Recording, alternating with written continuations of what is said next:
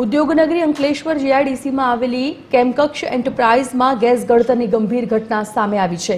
કંપનીમાંથી ટેન્કરમાં nitrate acid load કરવામાં આવી રહ્યો હતો।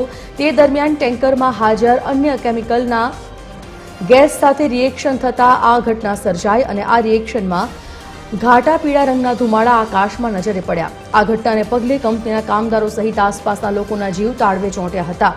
સલામતીના ભાગરૂપે કંપનીના કામદારો તાત્કાલિક માસ્ક પહેરીને ફરતા જોવા મળ્યા હતા।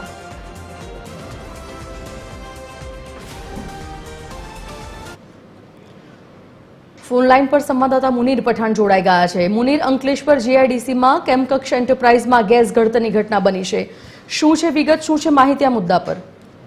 જી સંજીવની, અંકલેશ્વરમાં પ્રદૂષણની ઘટના બનતી જ રહે છે અને વારંવાર ગુજરાત પોલ્યુશન કંટ્રોલ બોર્ડને રજૂઆતો પણ કરાય છે। 2 દિવસ અગાઉ જ પર્યાવરણ મંત્રી પ્રવીણ માળી અંકલેશ્વર ઇન્ડસ્ટ્રીઝની મુલાકાત પણ લઈ ચૂક્યા છે અને પોલ્યુશનના ના કરવાની કંપનીઓને આદેશ પણ આપવામાં આવ્યો છે। તેમ છતાં આજે કેમક્રશ કંપનીની અંદર ગેસ ઘટના બની છે અને એ સદનસીબે ઝેરી ગેસ ન હોવાથી એટલે હાશકારો અનુભવી રહે છે, પણ આજુબાજુની અંદર પોલ્યુશન તો થયું જ છે, જેના કારણે અત્યારે Gujarat pollution control board, safety inspector એ લોકો તપાસના આદેશ આપ્યા છે। જી સંજીવની, ધન્યવાદ જાણકારી બદલ મુનીર।